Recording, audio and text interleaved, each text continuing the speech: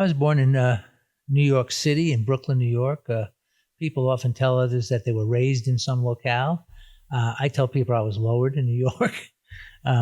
Seriously, I was born into I was the second generation of a Northern Eastern European Jewish family. My grandparents from my mother's side were from Minsk, in that area of Belarus, and my father's family and his father were from Odessa, in Russia, on the Black Sea. We would be characterized as being middle class.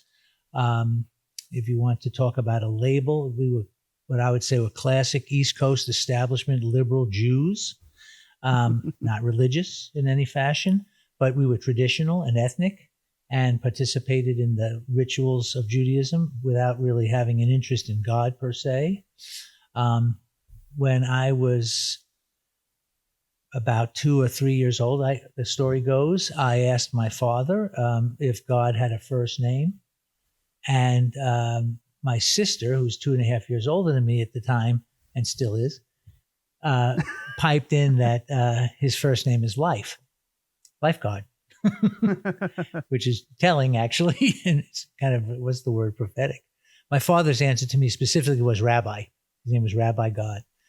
That's all. That was the beginning of my understanding about that. But all throughout growing up in Brooklyn and education and everything else, we were, like I said, secular, but ethnically very involved in the Jewish community. I lived in probably then the highest concentration of Jewish people per square mile in the entire world, in a neighborhood collectively called Flatbush, which is several different neighborhoods. But there were a few non-Jewish people there to interact with, a few Catholics, but otherwise very, very little exposure to non-Jewish people. There were Holocaust survivors all around. You frequently took for granted even that your neighbor had 7 numbers tattooed on their forearm, or that the kid you played stickball with in the street, that his mother was at Auschwitz, this kind of thing. It was just normal when we were growing up. And then the question of Jesus and Christianity, etc. We were certainly tolerant. Everybody got along pretty well.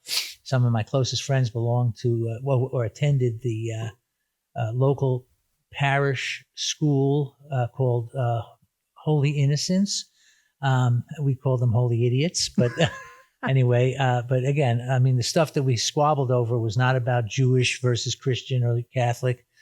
There was an occasional Christ killer comment, but most of us just took it in stride. You know, we didn't get all excited about that. I did have some Christian people in my life that were influential. Most notably, my family had a housekeeper whose name was Ethel Rogers, and she was a Southern woman who obviously moved to New York City to work and raise a family. And Ethel was essentially my surrogate mother, because my own mother was physically ill for most of my life and actually died when I was 20. So Ethel was a major part of my upbringing. She never directly tried to witness to me or any kind of thing like that, but she knew what her boundaries were. But she certainly gave me an example of that witness of living for God and for doing good, etc. Also, my own father was raised in a peculiar situation. His father, my grandfather, whose name was George in America, but his name was Gershon Greenspan, from Odessa, was a very wealthy and influential fellow. And he was married to my father's mother, whose name was Irene Shaw. And we've come to find out that they were probably first cousins. And there's some questions there about how that relationship got started, perhaps with the pregnancy of my father's older brother. But to make a long story short, when my dad was 3 years old, his family broke up. His mother and father divorced. And very uncharacteristically for those days, he, George, was able to obtain custody. And I think that's because he had political influence, etc. So he had the custody of these 2 boys. my father, Reynold, and his older brother, Murray. And turns out that they lived on Ocean Parkway in Brooklyn, a very famous thoroughfare. And in the apartment building was a Gentile woman who was from Florida, whose name was Zaina. And this woman, Zaina, was a dental hygienist who ended up marrying a fellow named Tom Daniels, who was a first-generation American-Italian immigrant. The name was changed from Daniele. And Tom and Zaina never had children of their own.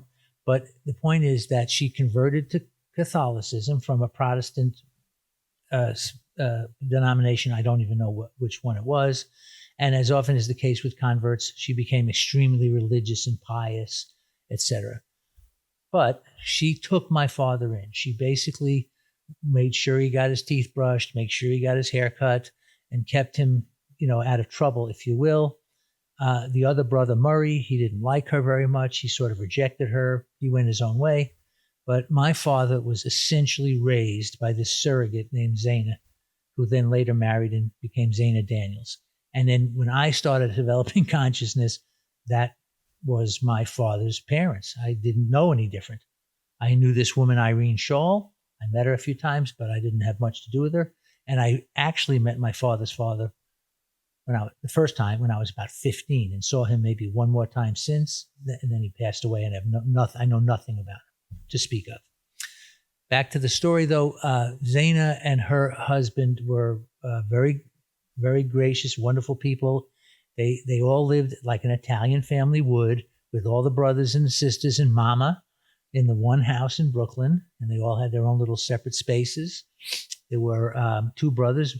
Tom had a brother named Mickey. Mickey was married to a woman named Frances. There was a sister named Carrie who wasn't married. And they all lived with mama in this one large house in Brooklyn. And that became basically my grandparent experience with my father's side of the family. Now, the Daniels, celebrated all the, major Christian holidays, obviously Christmas and Easter, and they included us in all of it. It was purely a secular experience. There was nothing religious poured into it. But I was, I was the lucky guy. I was the Jewish kid that got that Christmas, and that was a lot of fun. But it didn't influence us religiously, and it just never even occurred to me. As a matter of fact, I didn't really understand this whole relationship till I was about 12 years old or so, maybe older.